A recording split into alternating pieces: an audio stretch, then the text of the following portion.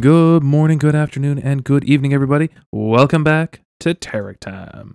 Thank you so very much for stopping by today. I truly do appreciate it, and I hope you enjoyed that little intro time lapse. And I've even done a little bit more building off camera, just the little, grindy stuff that we've done before together. So I have gone ahead and done a couple more of the little archways over the doorways.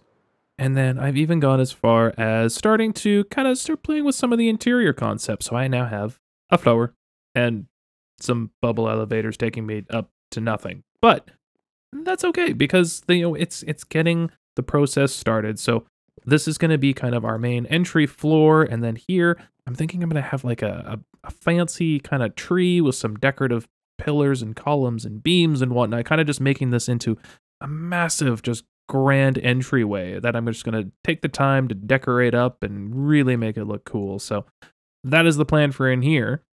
Unfortunately, we still have a massive chest monster and very unfinished basement. But, all things in due time, one step at a time, right? But one thing I am very excited about is all of your wonderful comments in the last episode. I asked what should we do for XP going forward because, well, the little old spider farm is just, it's not cutting it anymore. And the old suggestions were the gold farm, the villager trading, and the ender. And thankfully, everybody agrees.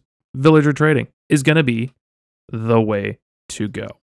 Plus, I found out in the comments from, I want to say Darkness. I'm sorry if I get that wrong, but Darkness let me know that in 119, they're going to be changing a few of the XP gains from Piglin Farms. So it's kind of a good thing that I'm not going to be using that one. So, oh, look, there's Dolly just off in the fog. Anyway, yeah, could have potentially, well, not wasted time, but if I relied heavily on a gold farm that was getting nerfed in 119, it would have been unfortunate. So, villager trading, it is. And over here in the little acacia village where our mending villager is happily living in this little hut, I have a confession. I'm not feeling inspired to build in the savannah here. It's just, I just not feeling it. So I have gone out and I've explored a little bit and I have found a place that is amazing. Let me show you. If we travel just up the mesa, up behind, like our little lovely dolphin cove is right over here.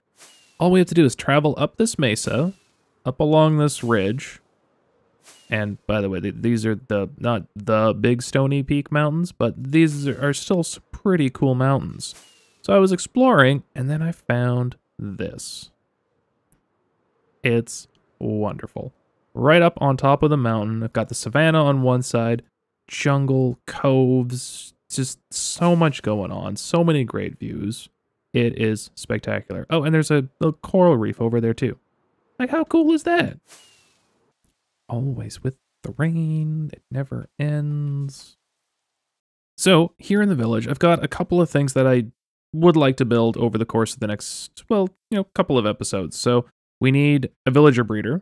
We need a trading hall. We need, well, like carrots, potatoes, melons, pumpkins, all the good stuff to be able to make some emeralds for now. Because, well, I'm not going to rely on that kind of thing forever, until maybe I build a raid farm, but that's not going to happen for a little while. So in the interim, I need to be able to get some emeralds going here. So, step 1, villager breeder. Why did I sound so confused? I don't know, but let's figure out where we're going to build a breeder.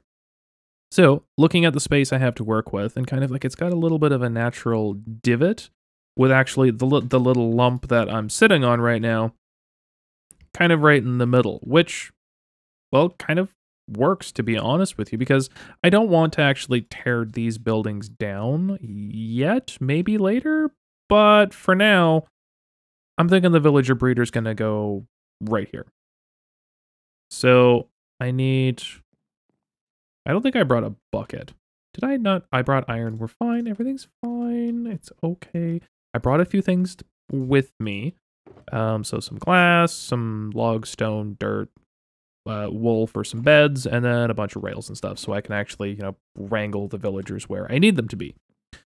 So the design I'm going to be following is, again, a LogicalGeekBoy design. If you haven't checked him out, definitely go check Logical out. He's an absolutely amazing farm builder in the Simple series. It's just fantastic. So I'm going to be doing that design, and I'm going to bring you along for a little time lapse because, well, it's villagers, and you just never know what they're going to get up to, so let's see what goes on.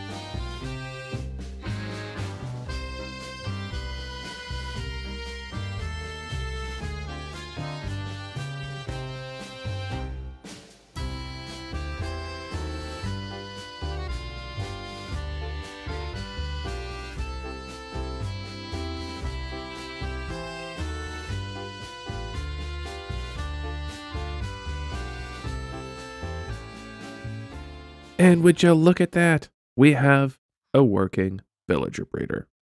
But now, it's not pretty. It's not pretty. I even went ahead and put a dirt roof on it right now just to make sure that nobody got struck by lightning, because that would not be nice. So what I would like to do now is start working on kind of showing you the design that I want to do for this, or I should say color palette. I've got a design kind of in my head what I want to do for this build in particular, and then I'm going to be using the same color palette to start kind of building up the village as I need more buildings. So having the villager breeder centralized here is going to help with the future movement of villagers, words. But yeah, let me, well, first of all, I need to trim a little bit of the landscape here. This just needs to come down a little bit. So I will kind of get the area prepped, and then we'll start building up the area. The build, the thing, the whatchamahoozle. All right, got the area prepped out, and now I'm going to start throwing in the layout. So we're going to be using kind of a combination of kind of stone bricks for the foundation, spruce logs for the supports, and then kind of our decorative walls. We're going to be using some diorite and white concrete powder, and then a couple of other little things just to kind of spruce the build up a little bit, shall we say. So I'm going to throw in some kind of perimeter walls and support kind of pillars to kind of give you a layout of what the build's going to look like, and then we'll go from there. Progress has been made, and I had a slight leak, like, yeah, almost everybody got out, but that's okay. They're fine. They're free-range villagers now. But what we're going to be doing is I've got kind of the outline done here. So the brick part is going to be coming up to kind of the bottom of the farm here, just to give it a kind of foundation feel. The foundation feel is going to be coming down here. I'm going to try and texture this a little bit more, maybe throw some raw stone back in, or cracked brick maybe. I don't know yet. Got a little detail planned out for here, but then, oh, I forgot one column in here. There's going to be another column in the middle here. But yeah, this is going to be the kind of basic layout. So I'm going to start working on just kind of building this up to the height of the farm here. And then we can start working on getting in some of the diorite and white concrete walls. All right, foundation has been built up. The support pillars have been built up. I don't know how high the tower's going to go. That's probably going to be the last thing we do, because I'm going to get this roof in because... Why? All right, starting to play with some of the walls, and I'm liking how this is turning out. Like the concrete powder, the diorite with a little bit of a red trim for the window. I really like how this is turning out. So I'm gonna keep on keeping on, getting the rest of the walls in here, and then we can come back in and start talking about some of the potential details we can do here. All right, look at this. I love this color combo. The light, the dark, the little pop of red in there. Really like how this is coming together. So now I'm going to start adding in just a couple of some little finer details as well. So some stairs and some trap doors. I'm thinking kind of around here, if I add just some trap doors onto these corners and just try and kind of bulk them up a little bit just to make them look a little bit more substantial on the, well, on the corners. Whoops. If I do that, and then I'm gonna have this is gonna hurt. Ow. Okay. And then just some stairs in the corners here, just to kind of give it a little bit of character, and then just trapdoor and a gate. Yes, I like that. Okay, I am going to rip around real quick, do that on all of this lower section, and then we're going to start working on the roof over the farmland there. All that little lower trim work has been completed, and now for the roof here, I do want to keep it as a lower sloped roof. So if we kind of bring this across here, and then I'm gonna need, actually, remember, doink, put that there. Okay, there we go. That's gonna work there. And then we're just gonna kind of step this up